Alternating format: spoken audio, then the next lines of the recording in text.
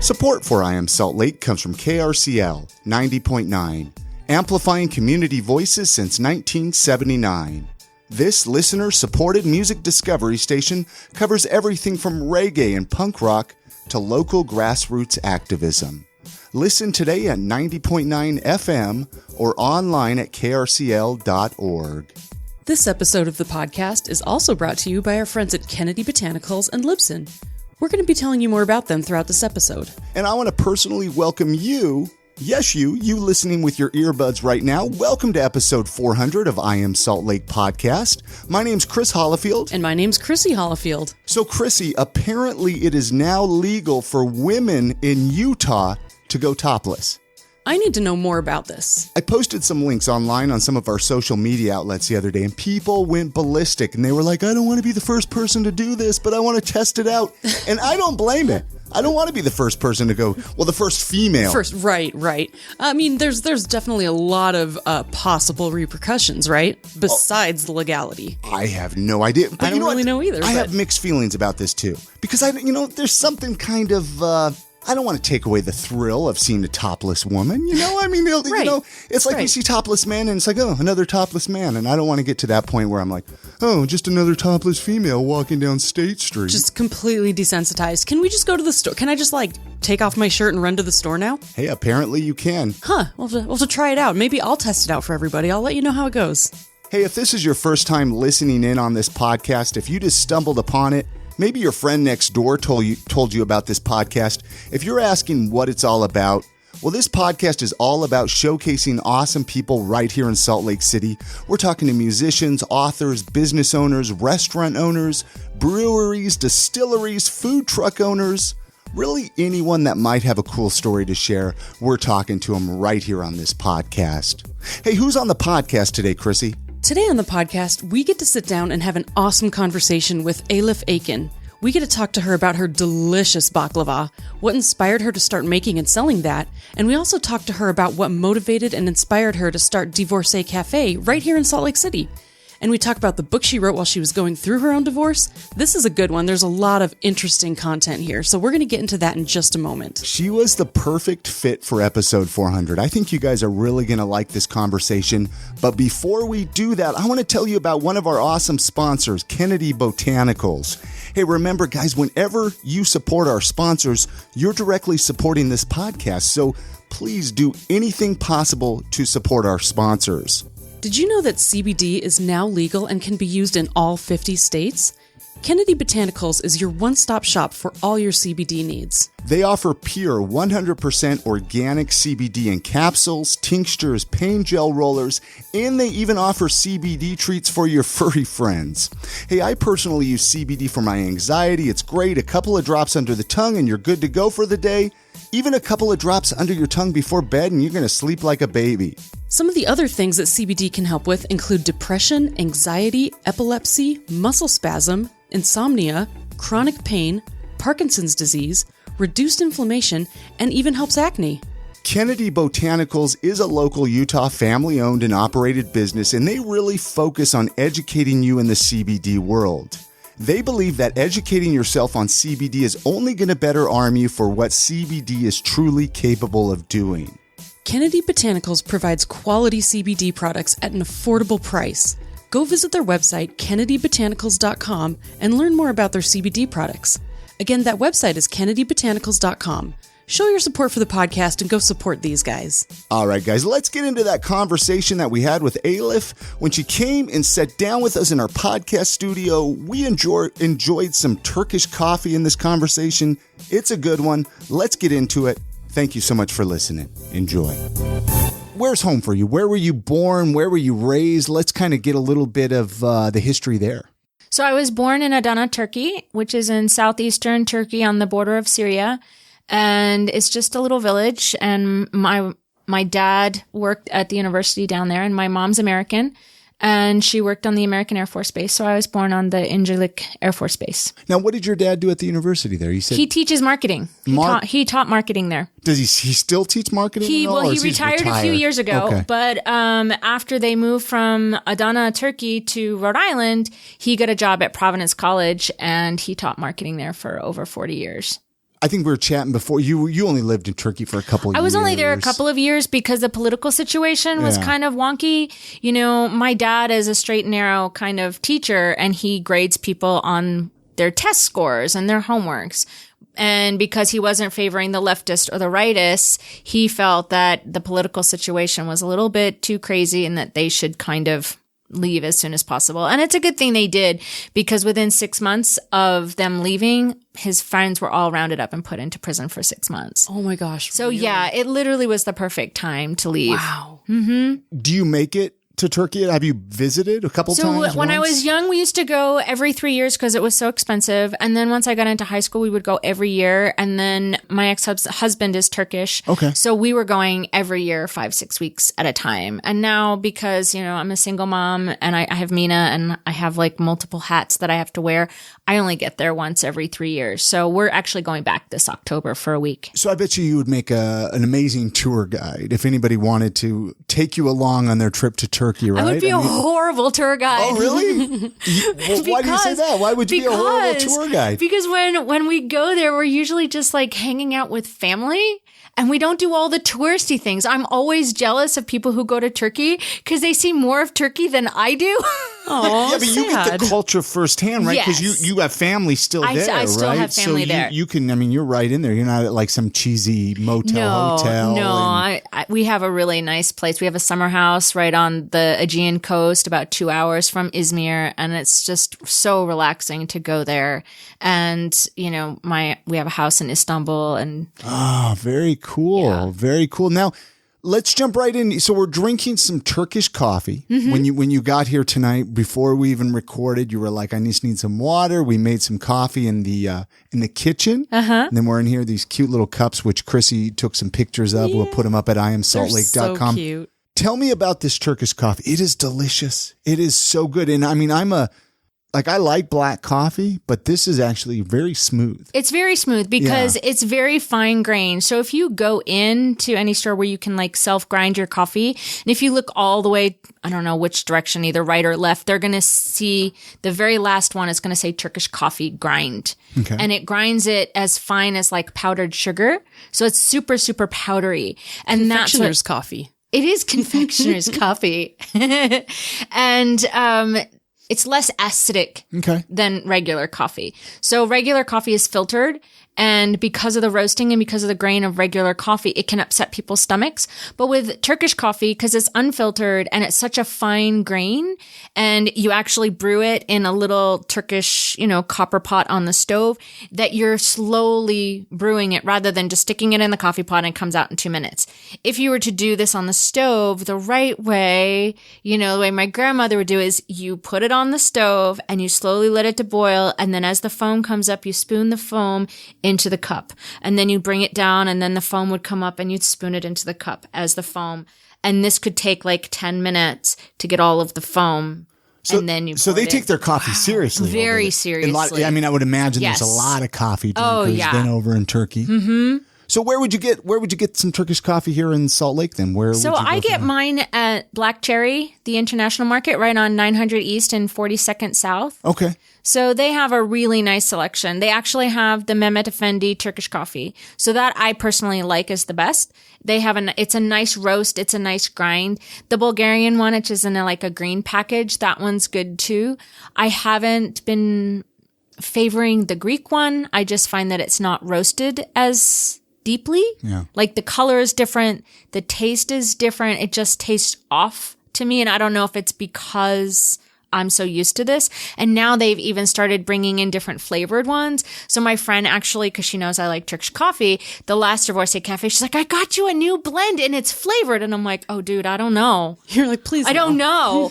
And so she's like, it's got cardamom in it. And I'm like, oh, I don't know if I can do that. So I tried it and I can't do the cardamom. I have a friend, she absolutely loves the cardamom in the Turkish coffee. And I'm like, I'm just a purist. I can't. But you can get all different flavors. There's cardamom in it. There's cinnamon in it, like all ground in with the coffee. Oh, wow. So would you drink a cup of Folgers if I gave you a cup of Folgers? I would. Of course. I was wondering what you think of American coffee. Oh, I drink American coffee every morning. It's how I wake up. You don't drink Turkish every day? No. This is when you have friends over. Like, it's so sad to have Turkish coffee on your own. You're like, I should be visiting with somebody. Like, this is so it's just a very lonely. social thing. It's very social. Okay. I didn't know how it was. And I mean, I find it so awesome. Like, I have German and Polish blood in me, but I don't have traditions. And this I've is what still you carried. do when you finish your coffee, because there's Turkish fortunes. So you take the saucer and you put it on top, and then you flip it towards your heart when you're done. You got to suck it down until there's grinds, and you go, oh God, there's sand in my mouth. Okay, suck it down. You can do it. And then you make a wish. I'm still working on mine. I'm saying. And then you let it sit. Okay. And then wait. Oh crap! What'd I do? Did I do it wrong? You're fine. Flip it toward. You're okay. It's okay. It's okay. No worries. Nobody can see it. One of the sides is pointing at my heart. That's all I know. There you go. And it's funny, if you go to like someone's house and everybody's having Turkish coffee and it's still a little warm because you got to wait for all of the grinds to go down, the ladies or whoever's there will take their rings off and put them on top of their coffee cup. Ooh, like this. Because my aunt told me if you put your ring on it, one, it signifies it's yours, but two, it helps it cool off because the metal in the ring will pull the heat from the coffee cup. I don't know if it's true or not. Interesting. But like, these are the little things. Fun. Yeah. So when people come over to my house, we have coffee and then we switch. I'm like, all right, we got to switch and tell each other's fortunes. And people go, what the hell is that? I'm like, well, whatever. The fortune, the crystal ball. Yeah. It's fun. You play and you see images, and sometimes you'll see like, wow, there's like this cat in there. And, you'll see all these different images that will appear. And so did you do that growing up with your family too? Was that kind of a tradition? My younger aunt used to do that. So she used to, and they always have certain symbols in coffee, where someone who's very traditionally trained in Turkish, like, oh, there's a package, or that means money is coming, or there's this and that means this, or there's a bird on the top of the rim and that means good luck. That's kismet, so they can go through and they can see all the different things. There's like a little formula. I don't know the formula, so I just make it up as I go along. So you still, that's cool that you still carry a lot of the Turkish traditions. Like, actually, let's talk about the baklava. Let's jump into that, because I think it's a great transition with the Turkish coffee. Because obviously you must have grown up eating a lot of baklava. Oh, my mom made it kind of like a mission when she got married, to figure out how to make baklava. So when she was in Turkey, and then over the years, she'd look at different recipes, and she kind of created her own recipe out of looking at other people's and saying, this works and this works and this works. And then she cooked there was a Turkish restaurant in Rhode Island that she used to make some baklava for. So she actually had to formulate it to like measurements, because I still remember my mom trying to teach me. And, when she'd make the syrup, because Turkish baklava doesn't use honey. So Greek baklava uses honey, Turkish baklava uses sugar, water, and lemon syrup. And my mom would have the syrup going, and she would just cut the lemon in half and stick it inside of the water. And my mom would be like, well, when it smells lemony, that's when you take the lemon out, and that's when there's enough. So it was like, she's like, stick your nose in. Does it smell lemony yet? And I'm like, no. She's like, then it's not ready. What if you have a bad sense of smell? I know, right? Yeah. So she had to like create a formula and actually have measurements when she had to make it consistent. So that's where measurements started to come in. But Turks always do recipes like that. Like, you ask, like, well, how did you do this dough? And they go, oh, you do a little bit of this and a little do this. And then when it's the consistency of your earlobe, then it's done. And everybody tugs their freaking earlobe. I'm like, what the hell is this? Not very scientific, but it works. No, it works, So when did you decide to start selling it then? When did you decide to make a full-fledged business out of it? 2004 was actually when I first started baking. And I had just lost my job at the Fine Arts Museum. And I'm like, well, what can I do? And I'm like, well, Mom has that really good recipe. And I started a Turkish sweet and savory business called Lokum, which means Turkish delight. And I started at the farmer's market in 2004 at Pioneer Park. And the goal was to get picked up by a cafe, so then I could just do their food. That was my goal.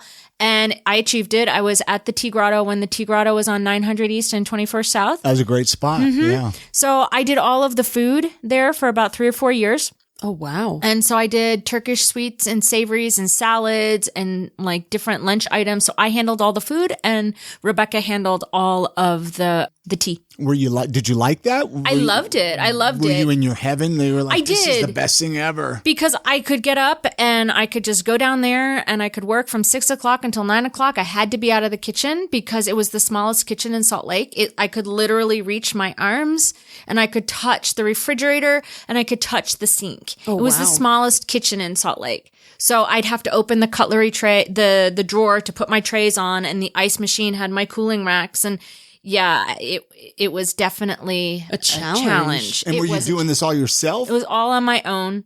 And what were you making? Like, what kind of foods I was doing baklava. I was also doing Turkish cookies and Turkish cakes, and I did everything bite size because I just find bite size is just easier. And I was also making it all vegan.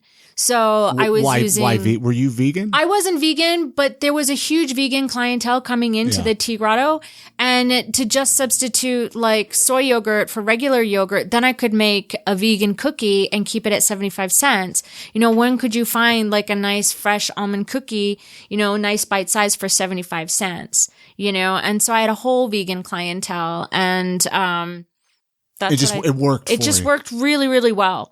And then it didn't work because we just had a falling out. Rebecca decided to have Cisco come in and spy on my food and replicate it. Oh. And then I said, yeah, I'm done. So then you parted ways. You decided to kind of go your own way with Bohemian Baklava. I did. I actually hung up my apron for a little while because Mina was 1.5 years at that time, and I couldn't keep her contained to inside of the kitchen because, you know. That's a rough time. It was. Yeah. It was. I couldn't keep her in her stroller or on my back or anything. And I said, all right, this is a sign. I'll just stay home and be a mom. And then just about 5 years ago, I had some friends start tapping me on the shoulder and go, so that baklava stuff you used to do, could you like do that again? And I said, all right. And so I just said, well, if I'm going to come back and do baking, then I'm going to do one thing and I'm going to do it well. And that was just the baklava. And that was just the baklava. And then that same year, I got involved with the Banking on Women program, that entrepreneurial program through GE for women. And I realized through market research that there's 8 people in Salt Lake that make homemade baklava. Oh, wow. I know. And so I had to say, okay, well, what makes me different than everybody else? And what made me different was that I wasn't afraid of trying different flavors, you know, and you confusions. Have a huge assortment of baklava. What would you call them? Like flavors, styles, flavors, things? Well, I say that I punk out Turkish baklava. So I do really wonky, weird things, and people have liked to challenge me to different flavors and different, you know, concoctions. Like last week, my friend had a taco night and she's like, can you make a baklava that resembles a taco but sweet? And I'm like, So you should just bring choco tacos. Wait, so you made a taco baklava? She wanted to call it taklava. So it was that's cute. Yeah. So taklava. I'm like, all right, so what is the basic elements of a taco? You've got ground beef, you've got onions, you got tomatoes, you got avocado. So I'm like, all right, if I'm looking at that, what color nut is going to represent those different things? So I'm like, okay, hazelnuts. So I ground hazelnuts, and that was the bottom layer. And then the middle layer was almonds and dried cranberries to be chopped onions and tomatoes. And then the top layer to represent avocado was pistachios. So that was how, you know. That sounds really good. It was interesting. People liked it. Yeah. You know, they thought it was, you know, it was the first time I've ever put 3 different kinds of nuts in one. So in Turkey, I mean, do they just have one flavor traditionally? It really depends on the region. Okay. So baklava came about in about the 18th century, where the Sultan at the time wanted to create a sweet for the Janissaries after Ramazan. And so he kind of commissioned the kitchen to come up with something.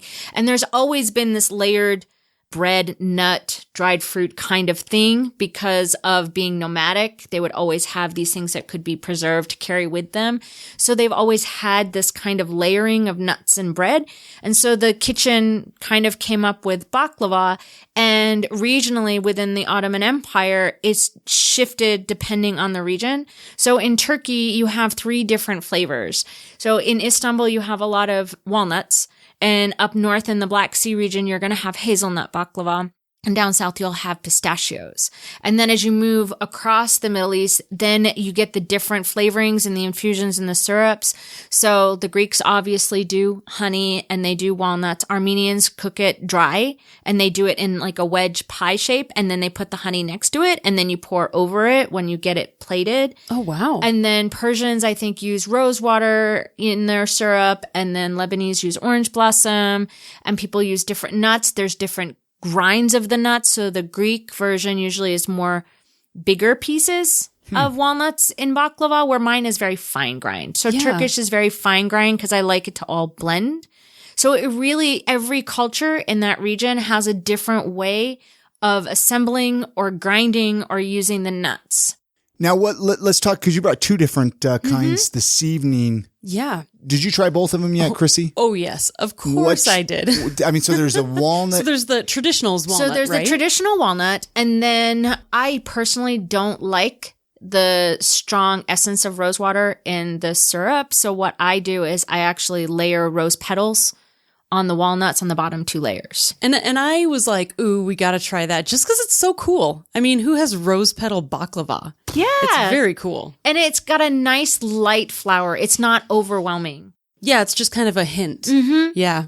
You don't have like a store now, but people can buy these from places now. So they're right now the best place to buy it is at Lizzie's Kitchen. They honestly are my best customers. Love them, yeah. So Yeah, they have my tahini bites and my pistachio triangles.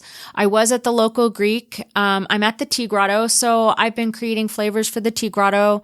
We're back doing because it's under new ownership, and that was a nice full circle moment to kind of have my baklava back there. So I do for the Tea Grotto a coconut matcha cashew. So I'll take the nice high grade matcha green tea powder and I put it in with the cashew nuts and I grind that so it becomes this bright, bright green. And then when I layer it, I sprinkle the coconut in between the layers. Oh, wow. So you still doing farmers markets at all or no? I'm not. It's very expensive to do. It's not cost effective for me to do the farmers market just because even though I'm not preparing food at the farmers market, you have to have the high grade food market tent and the sides and the platform. And it's just not going to make sense to buy a $500 tent. Yeah. You know, when I was doing the farmers market in 2004, I did really well, but it's very exhausting. Oh, yeah. It's so much crazy I've done exhausting. a few farmers markets in my day. Yeah. And, get there at like 7 in the morning, 6 in the morning. You got to load up and start loading up at 3 in the morning. And that was pre-child. yeah. Like, 14 years ago. Yeah. This episode of the podcast is brought to you by Libsyn. Every time you support one of our show sponsors, you are directly supporting this podcast. So show your support for the podcast and support our sponsors. Hey, are you thinking of starting a podcast? Do you have a buddy, maybe a coworker, and they're talking about starting a podcast? Hey, if you or someone you know, if you are in the process of starting a podcast and you are looking for truly the best podcast audio host out there, you're going to need to check out Libsyn.com. We've been using Libsyn to host this very podcast, I Am Salt Lake, for over the past 7 years, and I know that I truly could not be happier with them. They make it super easy to set up. They make it super easy to get your podcast routed to all the podcast players out there like Spotify, like Apple Podcasts. They make it really easy, you guys.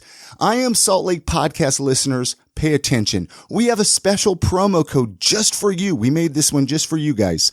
The promo code is Salt Lake, all one word. You're going to get the rest of this month and all of next month a free podcast audio hosting at Libsyn.com. That's spelled Libsyn.com. Again, that promo code is Salt Lake, all one word, just like the city you live in, Salt Lake. You'll be supporting this podcast and you will get yourself some free podcast audio hosting at the very same time.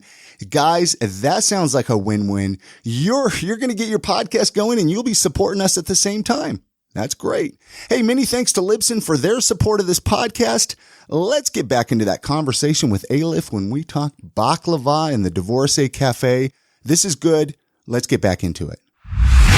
Do you ever want to get an actual physical location? I would. Again? One of the things that I would like to do is have a physical location that I can not only umbrella the Divorcee Cafe, but also have a micro Turkish cafe inside of it so that I can have like this eclectic assemblage of different things going on in there where I can have the Turkish cafe or it'd be Turkish coffee, Turkish tea, sweets, savories, very simple. I think a lot of times when people open up cafes and restaurants, they go crazy trying to create this really elaborate menu and it's hard to keep up.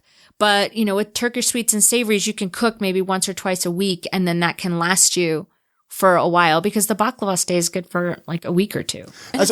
I was going to say, and it's so unique that you don't have to have an expansive array of things. It's just kind of a, you know, if you want this specialty item, it's here. Yeah. And I want people to be able to come and sit and have Turkish tea because, you know, have you had Turkish tea before? I haven't, no. So Turkish tea is a black tea and it's made in a double teapot. So they have a bottom part, which is just the hot water. And then the top part is the tea concentrate. So you have the black tea in the water and it just sits on the stove all day long and it just simmers. Oh, wow. They have these little machines called a samovar where you can plug in and the base is the water and then you have the tea on the top and it just has like a little spigot. What I would love is be like, here, give me $2. Go have as much tea as you want. Because the aspect of afternoon tea, you don't have Mediterranean afternoon tea here where you sit and you have tea and you have treats and it's just this community of people that come and gather.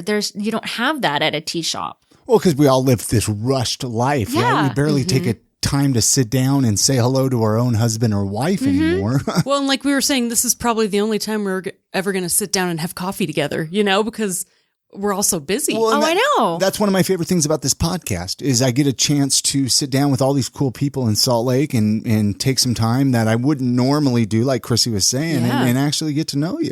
When you go over to Turkey and you have tea, it is just a thing. You sit and you take time and you relax and you enjoy your family or you enjoy your friends. And it's always at 4:00, you know, but I mean, how nice would it be? It'd be like, oh, it's tea time. Let's all meet for tea time and just sit and not have to worry because literally they're just little cups of tea. You can just sit and sip and then you can go on your way after an hour or so and you've just relaxed a little bit.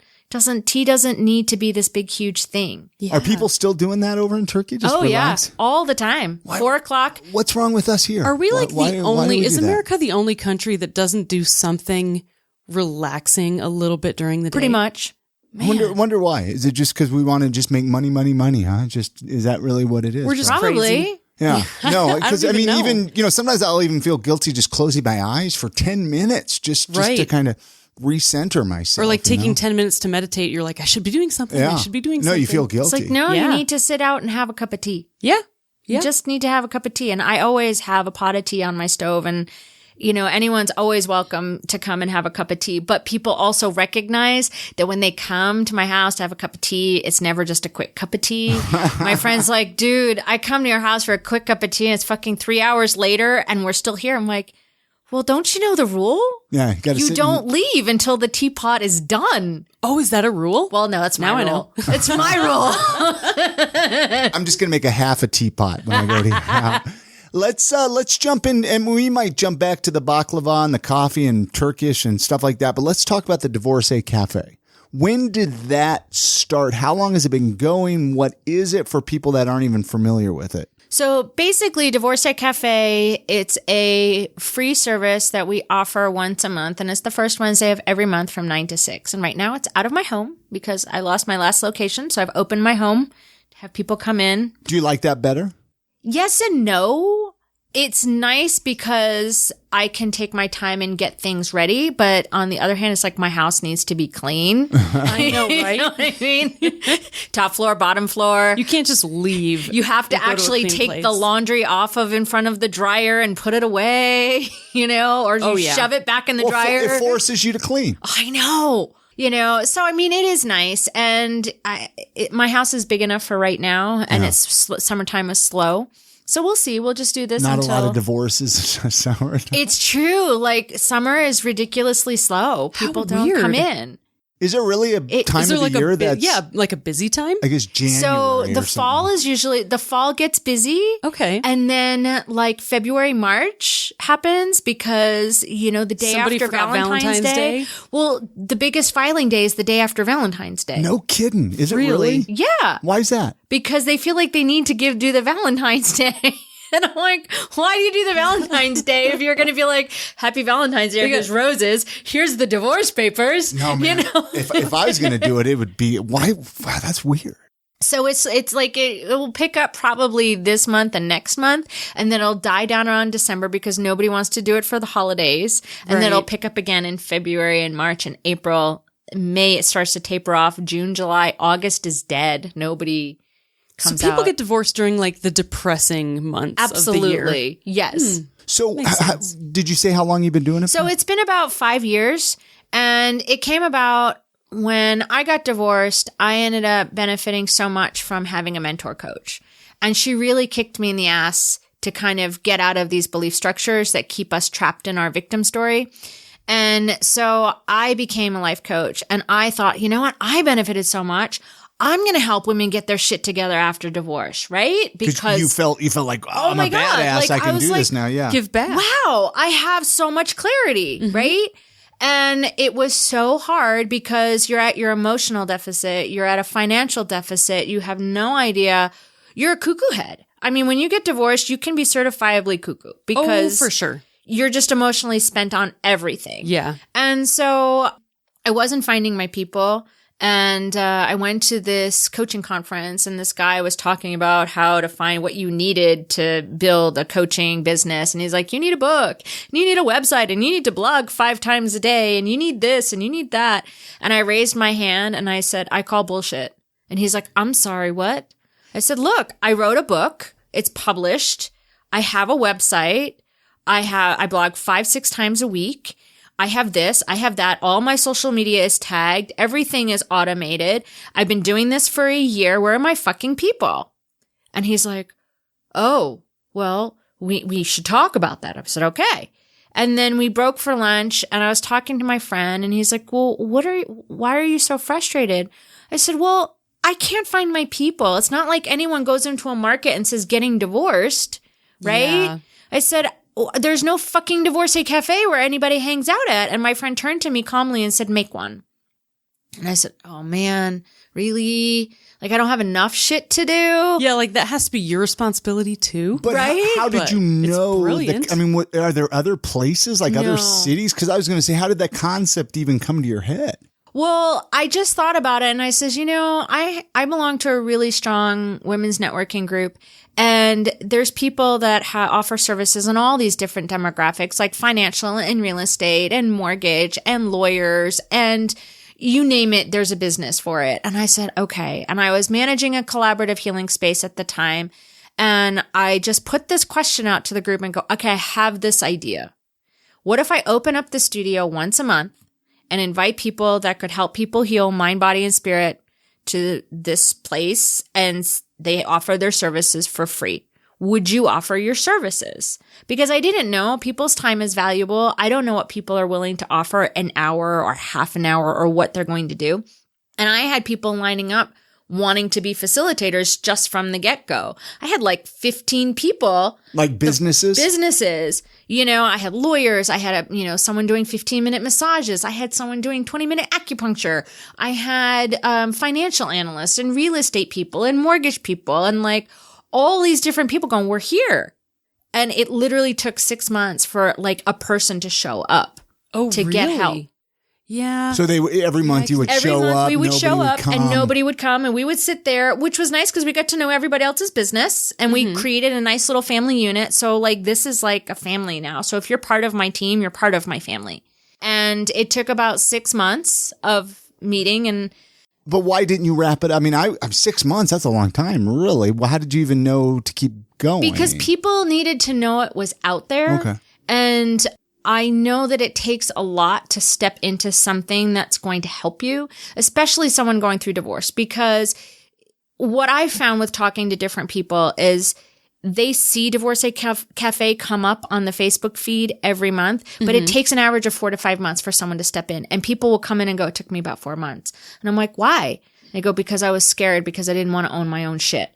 Yeah. Because when you step into a supportive, healing space where people are going to love and hug you and give you tea and baklava and just listen to you, then you're like, shit, now I got to do the fucking work. Right. You have to be prepared to like accept the change that you need to make also. You can't be wallowing around drowning in an inch of water. Because that's, you know, and I put that, if you go onto the website, like, this is not a bitch and moan session. You will be asked to be removed if you're going to come and bitch and moan about your ex. That I do not have patience for that. And because people will come in and have this big, huge victim chip on their shoulder.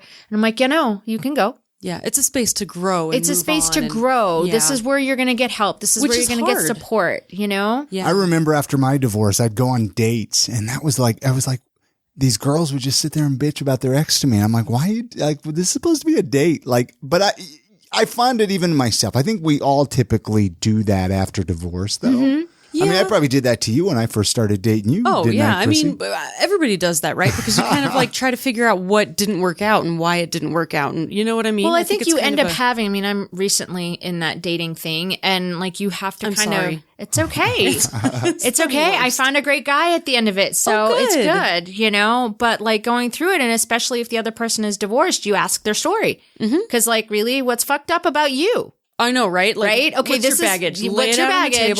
Like, here, I got 2 bags. This is one guy, and this is this guy. Okay, so I come with 2 bags. You know? I have like 2 bags and then a coat closet full of hidden ones. Yeah. It's like, just don't look in there.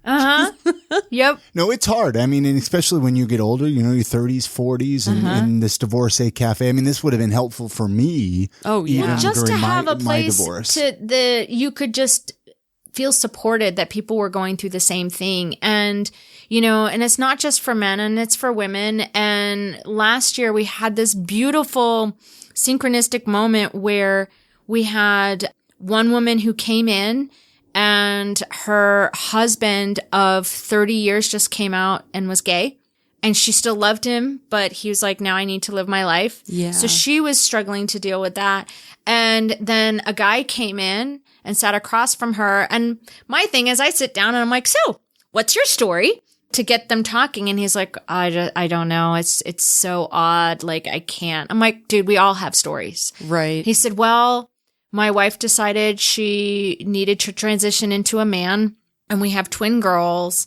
And, you know, it's just been really hard, and there's not a lot of people who understand what happens. And I'm like, well, that one's husband just, came out as gay. And he's like, really? You know, so like someone came in thinking that their story was completely unique, and they found someone with something similar. I mean, not the same, but I mean, realize everyone has some kind of unique situation where we can actually learn to empathize with each other if we'll open up and be vulnerable with each other. I mean, and Chris and I talk about this all the time. Like, we all feel so alone. Yeah. Like, every person feels so alone with the weird things that happen to them, the weird things we're going through. Sometimes even in a marriage, you can feel alone. Of course. Yeah. I mean, you know, that was one of the reasons why I left my last relationship of 7 years, is like, I feel more alone actually physically in this space than me physically alone in my own house. Yeah. So why am I here? You know, and my family's all in Rhode Island. So I was physically alone. I had no one when I went through a divorce. I had no one. I had like people at the museum, like these old ladies who are like, here, take a Post-it note, call this person. Because I didn't know anything about that, you know, and I had, Mina was 3.5, 4 at the time, you know, lack of sleep. Like, how do you even make decisions, you know, and not have a support system, you know, and to have someone go, hey, how are you eating? Because maybe if you eat a little bit better, your head will clear, and then you can make better decisions. So how are you feeling, like, spiritually? Like, can we clean some of that energetic stuff off of you so you can feel a little bit lighter? There's so many layers and levels of clearing from divorce that people don't know. Mm-hmm. And that's why I put the calendar up every Monday beforehand, because I want people to look at the calendar and go, well, why do I need to get hypnosis for divorce? The calendar of the Divorcee. For the Divorcee Cafe, of the facilitators, because I want people to see, one, to be able to plan their day, but I also want them to like question and come in and go, why do I need hypnosis to go through divorce? Why do I need a nutritionist to go through divorce? Like, I get that all the time. I go, well, if you're not eating well and you're eating shit food, your brain is clogged and you can't think. Well, and I don't know about you guys, but in my experience, the divorce diet works great, but you're always hungry and tired because you're too stressed to eat ever. So it's like you're definitely clouded. Yeah. That's interesting. So where can people find out more information? Do you have a website or Facebook? So it's divorceecafe.org because I've made it a nonprofit now. Okay. Yeah. So what does that actually entail that you made it a nonprofit? I actually filed and went through the paperwork, and I am now a 501c3 as of a couple of months ago. Nice work. I've heard that's really hard. It was a pain in the butt, and it took a very long time. And my goal is to be able to get some grant money to come in to get a space to be able to offer some discounted workshops. Because what I'm recognizing is that people need life skills. After divorce, like there are some men like, I don't know how to cook for one. I don't know how to cook this stuff. And women are going, I don't know. I've been in mom yoga pants and now I have to go back to work. So there's all of these life skills that now you need to figure out how to learn. So if I can create a space where we can have workshops where people can come in and take these different classes, or maybe there can be group therapy here and do that. I also want to be able to have grants to offer people, because the hardest thing for people getting divorced is that retainer. The $2,500 is a lot, as a retainer, to just come up with. And both of you, so that's $5,000 that you need to have a retainer. The other thing, like the next level up, is I would love to be able to, as a 501c3, be able to spread out nationwide to create a module so that people can replicate it and pop up the Divorcee Cafe and use that nonprofit status to be able to rent a space and get have that space get a tax-free, deduction in order to be able to house it. And so that people could be able to find it no matter where they are and just keep it consistent on the first Wednesday. And then the next level is I truly believe that we need halfway houses for divorced people, because, you have halfway houses for people getting back into society after jail and after drugs and all that other stuff. But people are coming going, I can't move out of my house because we can't afford it. Yeah. How do we do this? So if you can create maybe different, obviously a male and a female area where people can come in for 1 to 3 months with their kids to get on their and feet. Have a space to get on their feet. Yeah. Where they can, maybe in the women's section, they have resume building or business building or fashion this or something so that they can help get back into the business world. And maybe in the men's, it's like house stuff, and I'm totally generalizing, but but to be fair, and I've been thinking this in Utah, especially, it's very typical for women to not do anything once they get married except for focus on being a mother. And so if they do get divorced at some point down the road, they've spent so much time away from the work atmosphere, and especially away from they marry skills. so young. Oh yeah. So if they're marrying at 18, 19 and they're getting divorced at 45, that's a huge chunk of time. Right. Even though you're only 45. It's like they're starting out brand new at 19. Right. Like they're in that state mentally. And the other thing that I would like is because it would provide companionship, because one of the things I heard over and over again last year from the men was that it was very lonely. They went from, because usually it was the man that would move out of the house. And he said, more than one occasion, I'd have a guy go, I had a family with 4 of us, and then I had to move out, and I had to move out quickly, and I didn't take the time to find the right space. And then my kids were too old, and they didn't want to come and live. And I'm rattling around in this old house empty, and it's very lonely and it's isolating. But if you can create a space where maybe men and their kids can all gather, then they're going through the same thing and they're not alone. Because that was the thing I kept hearing from men a lot last summer, is it's very lonely. Oh, yeah.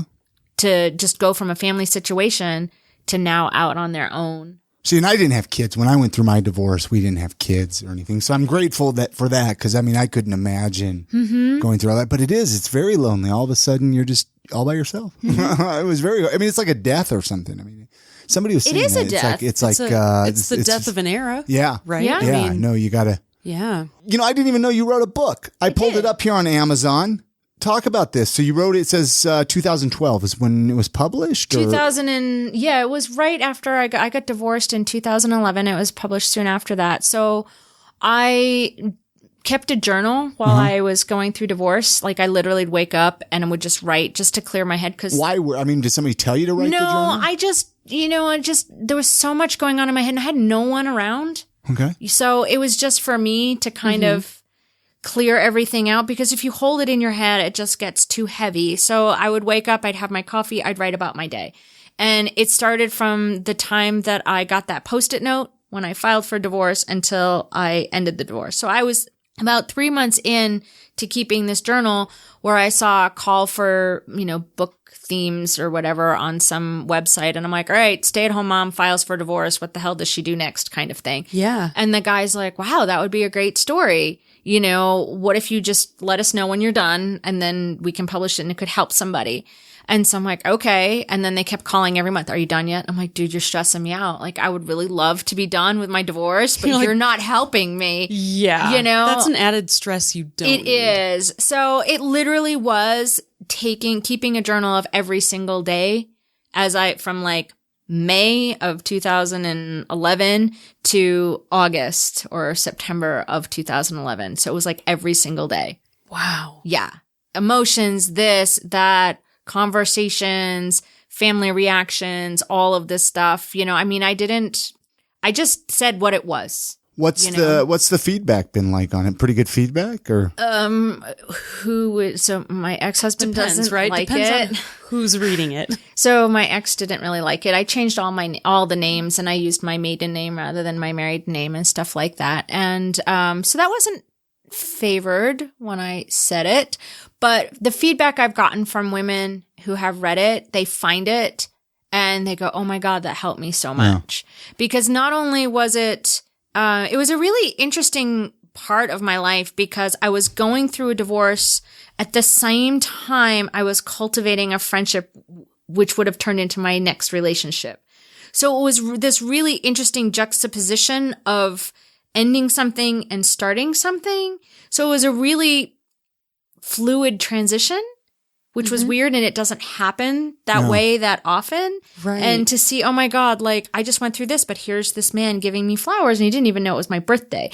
Like all of a sudden someone was starting to value me, when you felt devalued for so long. So it was an interesting journey that it had both elements of leaving something old and starting something new. Yeah. So I think in that way, it gave people a little hope.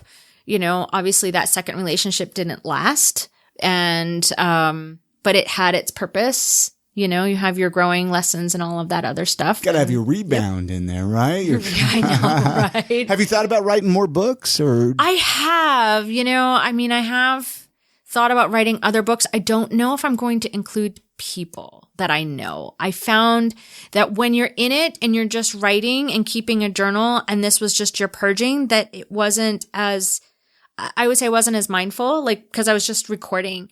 But now it's like, wow, I don't know if I could write about people like in my experience because it affects so many people in different. And it's hard when you're sharing your story, you are like incidentally sharing the story of others through your eyes. Right. And it does affect them, but it's also, it's a frustrating thing to know how to do it because it's like, but it's my story. Yeah. Yeah.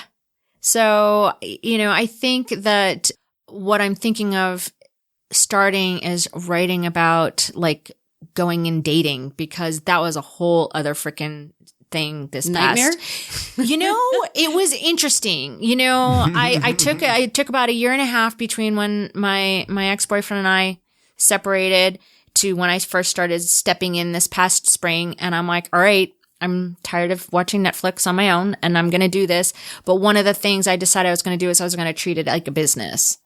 So I literally sat down and said, all right, my daughter is going to be with her dad for 4 weeks in the summer. My goal is to start a couple of months out to kind of figure out how to date because I hadn't gone on an actual date since the last millennium. I mean, seriously, because, the whole transition to the new relationship was just kind of this fluid thing because our daughters went to preschool. So I had never gone on a blind date. I'm like, how the fuck does anybody do this?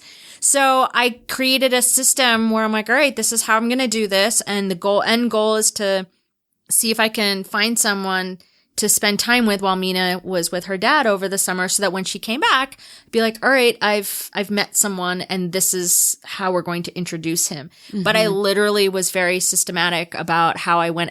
I called it intentional dating, because my intention was to kind of, how can I do this? How can I create a plan? And how can I look at these different websites and these things and invest? Because you have to invest. If you're going to actually succeed in dating, you have to put in a monetary investment. Oh, yeah. You know, did you do like a dating app and all that? I think I did 3 or 4 of them. Yeah. And I did them so that you could compare, because even though they might be on the same profile, you know, like the same people, person on different platforms? Yeah, because you can get different information from different platforms. Yeah. So you can get the different information. So one will give you all of these questions on where you agree and where you disagree. And then this one is just basic 30 words. I was on all of them. I was on. Yeah. I was only on Tinder. So Tinder pushed Chrissy and myself together. Even though we knew of each other through different outlets, Tinder is what pushed us. Tinder was how I found my guy. Yeah. It's not intimidating. It's not like Match.com, where you feel like if you've matched with a person, you better connect with them. You know what I mean? I never did Match. That just seemed too overwhelming. I did Tinder, I did OkCupid, and I did a new one called Zoosk. Zoosk. I've heard of that. See, I did okay. I didn't do any I had to pay for. I was like, no, I paid. Silly. I paid because I wanted to see all of the information. And that was where the monetary investment came into, and the time and the swiping and all of this stuff. I'm like, this is my goal.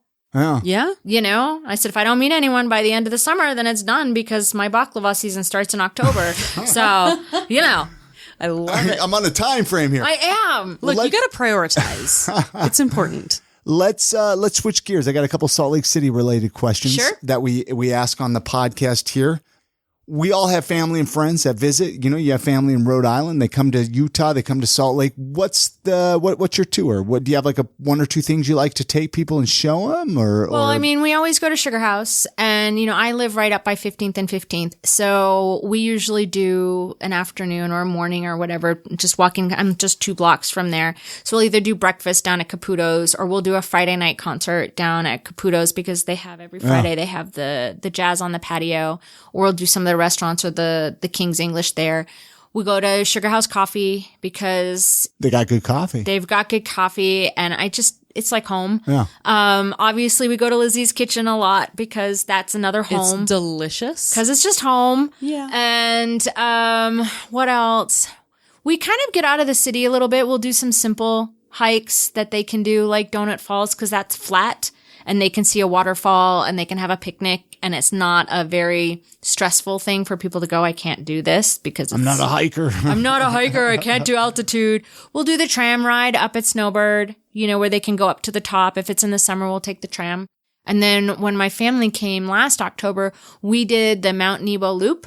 And the Mount Nebo Loop is about an hour south. And the thing is, if you go to the south part of the Mount Nebo Loop and you go all the way up in from the south part and you get to the top and you look over, you see Devil's Kitchen, which is like a mini Bryce Canyon. So if nobody has time to go all the way down to Bryce, you can just take an hour and just go down to Mount Nebo and go in from the south and up. And then you can see, okay, well, this is what Bryce looks like. And then you can go home. That's a great recommendation. That is. Yeah. Would you change anything about Salt Lake City if you could? I would like things to stay open a little bit later. I would like more things to be open on Sunday. Yeah, amen. I really would like things open on Sunday, because it's so frustrating. You want to go do something and it closes like at 2. I kind of go out of my way and support businesses that are open on Sunday. Just because and especially shop more on Sunday. I know that sounds crazy to some people. I'll probably get hate mail for it.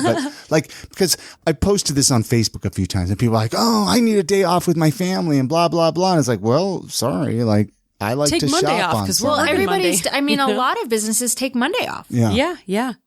And but then everything's closed on Monday. Such a nice day for those of us who have to work Monday through Friday. It's like, right. You want to be able to do something. Yeah. You know, and that's the frustrating things don't open until noon, or they close at 3. And I'm going, oh my God, what the hell can we do today? Yeah. You know?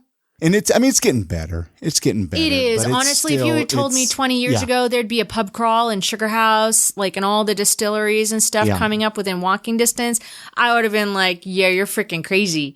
You know, that is so not happening in Sugar House. Well, there's a lot of change here in Utah. Oh my God, it's been phenomenal. It's just like, wow, this is Utah. This is Salt Lake City. I mean, all the foodie things. Yeah. I mean, there's that new kitchen alley that's going to happen on like 800 South or something. Is that the one with the box cars? They're going to build like a restaurant alley. Yeah, with, something like that. Yeah. Yeah, that's going to be cool. So I'm just excited for all the new foodie things. Oh yeah. Do you have one? I mean, you mentioned Laziz. Do you have another favorite local eating spot? I always ask people, one or two favorites. If you mentioned Let's Laziz, see. I kind of just go there. Yeah, no, that's fair. To be honest, that's fair. Like, I go there. I really love their breakfast and their lunches. I don't get there for dinner much. But I meet people there, go out there. And I like Mediterranean too. Oh, that's good. Mediterranean is really nice. You can do a lot of the small plates and the share things. I like things where you can share. Okay. Family because style. It's a family style. Yeah. Buco de Beppo, right? Then they do. Buco de Beppo. I used to live right by there on downtown by there. But now, before we wrap this up, I mean, is there anything that you were hoping we would talk about? I mean, we talked about your baklava, the Turkish coffee, the Divorcee Cafe, your book. I mean, is there something that maybe people don't know about you, or they wouldn't expect an open book? I'm pretty much an open book. Yeah. What's your websites? Divorcee Cafe? So it's divorceecafe.org and bohemianbaklava.com. Okay, cool. And I'll put those two links at iamsaltlake.com with this episode. If for some reason you're driving, you can't write those down. I guess the only thing that I would add is baklava makes great client gifts and gifts. And, I have Christmas presents, right? It's great Christmas presents. Yeah. And every year I do the same promotion because did you know that November 17th is National Baklava Day? I did not know that. Did you I didn't know that either. But so, Chris, I expect some baklava on November 17th. So wear your favorite baklava outfit, right? Or, I don't know. Dress like your favorite baklava. I'll dress like baklava. So the promotion that I put out is if you call me and we kind of create your own like gift giving order, whether or not it's like holiday dinners for Thanksgiving or Christmas or New Year's or client gifts or whatever things you're going to do. If we create a timeline in your order and you get it all set and taken care of, if you order it and pay before November 17th, you get 17% off of your total order. Right and literally it's like set it and forget it because we've created your order and then we have all of the dates that the baklava is going to roll out on and then I just go and deliver it. So then you don't have to worry about it. I love it. So, and they would just do that through the website? They would just call me. My number is on there because I would rather just sit and meet and figure out what or how many or what flavor kind of thing because it's better face to face. It gets overwhelming on the website to be able to go which flavors and how much and what pieces and I have a better idea. Very cool. Let's do some baklava this holiday. Oh, I'm so down. Yeah. You don't even know. That's a unique gift. I mean, you're looking for something different that not everybody's going to get. Boom, baklava. Yeah, way better than fruitcake. I promise. I have done a fruitcake baklava, though. Or the neighbors, I've been challenged to a fruitcake baklava. Was it good?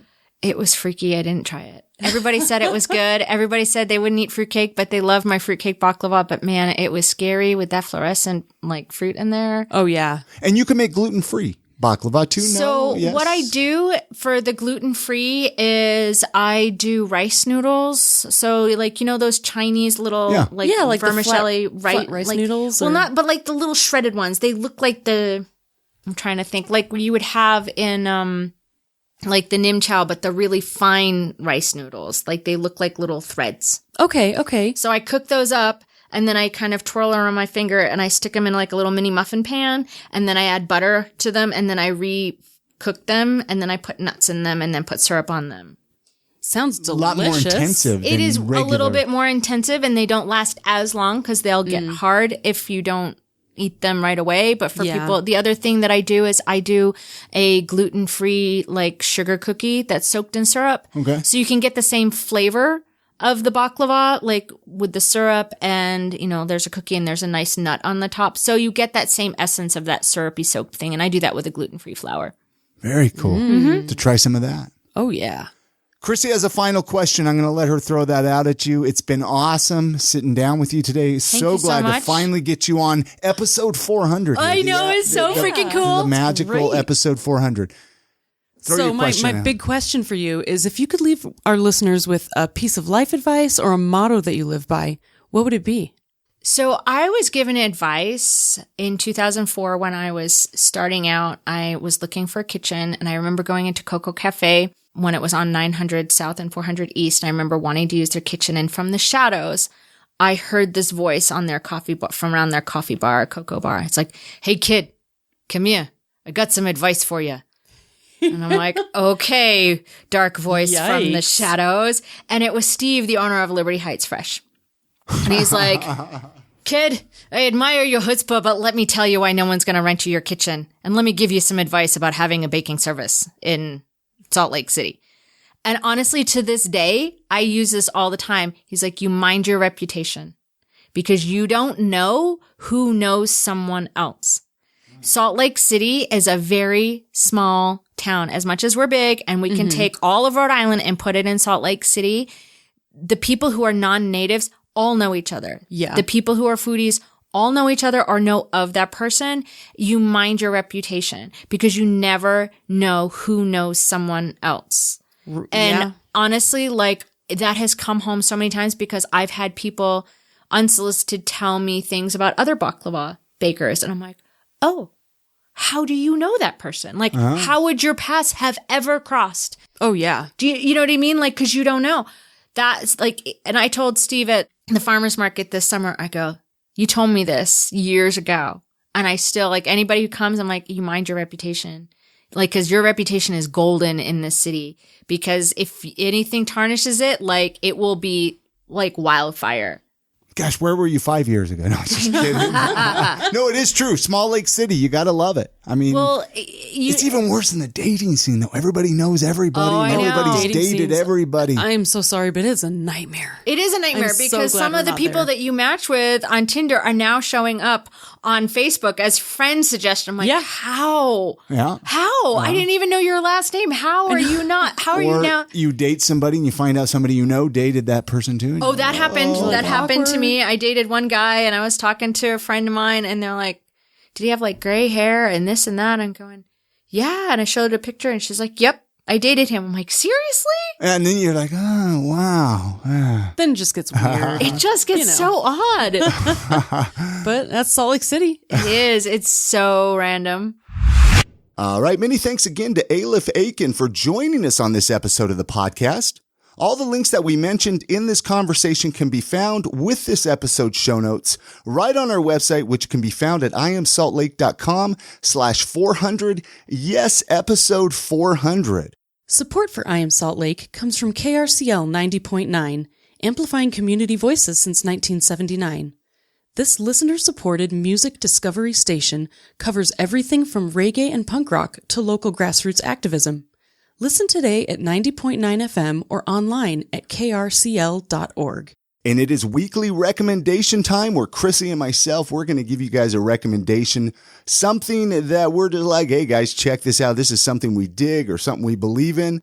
I'm going to go first because I already know what you always let me go first, so that's okay. And I already know what your weekly recommendation is. So I think it'll be a great follow-up for my weekly recommendation, because my weekly recommendation is the Gateway Shopping Plaza, which I know is ridiculous that I'm mentioning this because I know a lot of people here in Salt Lake have a lot of, dislike for that mall. It used to be kind of a sketchy mall. I mean, it was just crowded with homeless people. I used to work down there, so I know I used to work at that Brookstone like 15 years ago, 20 years ago. It was a while back. Mm-hmm. Anyway, the Gateway Mall, I mean, this mall has made a complete turnaround. There is so much art down there to check out. They're doing so many cool things down there. It's basically going to turn into like an entertainment hub. I guess they just opened up a new Punch Bowl social thing down there. Oh, yeah. New place, which I want to go check out. Yes. But they have Wise Guys down there, which I know this is going to lead us into your recommendation. Chrissy, if you want to share the listeners what your weekly recommendation is. Absolutely. So we got a chance to go to Wise Guys this past week and watch a live podcast called And That's Why We Drink. It is one of the best podcasts, in my opinion, besides ours. I love it. I listen to it every week, and we got to go to a live show at Wise Guys at the Gateway, and it was just so much fun, and I drank like a teenager, and I felt it the next day, but it was worth it. She drank AMFs, you guys. Make fun of her for that. I had like 4 AMFs. No, seriously. Those are gross. You felt like you were dragging me along. Mm-hmm. You felt like, oh, this Chris isn't going to enjoy it. That's a good podcast. It's very entertaining. I love live podcasts. I love supporting live podcasts. So if any of you guys, like Chrissy said, check this podcast out, go check out live podcasts. But yeah, I don't know. Sorry to jump in on your that's weekly great. I just think there. if you guys listen to a podcast, go see one of their live ones. You're going to have a great time. And that's going to do it for this episode. And remember, you can always support this show by supporting our sponsors, KRCL, Kennedy Botanicals, and Libsyn. We'll have links for all of them at our website under the notes for this episode, which you can find at iamsaltlake.com. Also, you can always support us non-monetarily by leaving us a review in Apple Podcast or directly on our Facebook page. You can also share your favorite episodes on Facebook or Twitter, or you can just tell your coworkers at work tomorrow about your favorite podcast, I Am Salt Lake. Hey, you have a great week. Make sure to get out and enjoy the city, support local whenever possible, and we're going to see you on the next episode. And good night, Grammy.